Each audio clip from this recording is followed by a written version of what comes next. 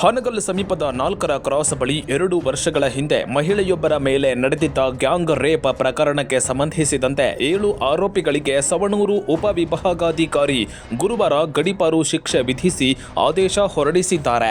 1 ವರ್ಷದ ಗಡೀಪಾರು ಶಿಕ್ಷೆಗೆ ಒಳಗಾದ 7 ಆರೋಪಿಗಳು ಪ್ರತಿದಿನ ಯಾದಗಿರಿ ಜಿಲ್ಲೆಯ ಹುಣಸಗಿ ಪೊಲೀಸ್ ಠಾಣೆಗೆ ಹಾಜರಾಗಬೇಕು ಹಾಗೂ ಹಾವೇರಿ ಜಿಲ್ಲೆಗೆ ಪ್ರವೇಶಿಸಲು ನಿರ್ದಿಷ್ಟ ಮಾರ್ಗಗಳನ್ನು ಅನುಸರಿಸಬೇಕು ಅಂತ ಕಠಿಣ ಷರತ್ತುಗಳನ್ನು ವಿಧಿಸಲಾಗಿದೆ.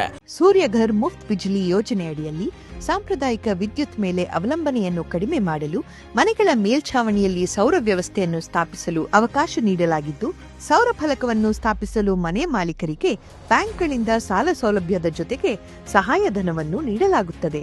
ಸೌರ ಫಲಕಗಳನ್ನು ಸ್ಥಾಪಿಸಲು 30,000ದಿಂದ 78,000ವರೆಗೆ ಸಹಾಯಧನ ನೀಡಲಾಗುತ್ತದೆ. ಹಿಂದೆ ಸೂರ್ಯಘರ್ ಮುಫ್ತ್ ಬಿಜ್ಲಿ ಯೋಜನೆಯಡಿ ನೋಂದಾಯಿಸಿಕೊಳ್ಳಿ.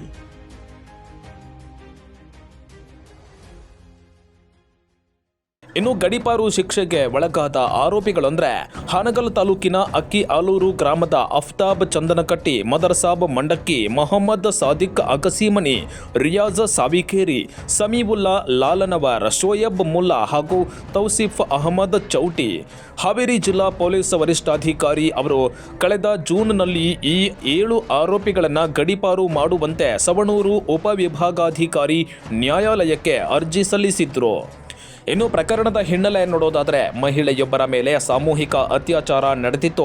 ಈ ಸಂಬಂಧ ಹಾನಗಲ್ ಪೊಲೀಸ್ ಠಾಣೆಯಲ್ಲಿ ಜನವರಿ 11, 2024ರಂದು ದೂರು ದಾಖಲಾಗಿತ್ತು. ಪೊಲೀಸರು ತಕ್ಷಣವೇ ಆರೋಪಿಗಳನ್ನು ಬಂಧಿಸಿ ತನಿಖೆ ನಡೆಸಿದ್ರು. ಇತ್ತೀಚೆಗೆ ಆರೋಪಿತರು ನ್ಯಾಯಾಲಯದಿಂದ ಜಾಮೀನು ಪಡೆದು ಬಿಡುಗಡೆ ಆಗಿದ್ರು. ಜಾಮೀನು ದೊರೆತ ಬಳಿಕ ಆರೋಪಿಗಳು ಹಾವೇರಿ ಉಪ ಕಾರಾಗೃಹದಿಂದ ಅಕ್ಕಿ ಆಲೂರಿನವರೆಗೆ ತೆರೆದ ಜೀಪ್ನಲ್ಲಿ ಕೇಕೆ ಹಾಕುತ್ತಾ ಮೆರವಣಿಗೆ ಮೂಲಕ ಸಾಗಿದ್ರು.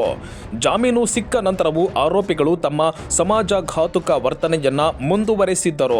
ಪ್ರಕರಣದ ಸಾಕ್ಷಿದಾರರಿಗೆ ಜೀವ ಬೆದರಿಕೆ ಒಡ್ಡುವ ರೀತಿಯಲ್ಲಿ ವರ್ತಿಸಿದ್ದು ಮಾತ್ರವಲ್ಲದೆ ನೈತಿಕ ಪೊಲೀಸ್ಗಿರಿ, ಹುಡುಗಿಯರನ್ನ ಚುಡಾಯಿಸೋದು, ಹುಡುಗಿಯರ ಅಪಹರಣ ಮತ್ತು ಹೊಡೆದಾಟದಂತಹ ದುಷ್ಕೃತ್ಯಗಳಲ್ಲಿ ತೊಡಗಿಕೊಂಡಿದ್ರು ಅಂತ ಪೊಲೀಸರು ತಮ್ಮ ದೂರಿನಲ್ಲಿ ತಿಳಿಸಿದ್ರು. ಆರೋಪಿಗಳ ಈ ವರ್ತನೆಯಿಂದ ಸಾರ್ವಜನಿಕ ಶಾಂತಿ ಮತ್ತು ಸುವ್ಯವಸ್ಥೆಗೆ ಭಂಗ ತರುವಂತಿತ್ತು.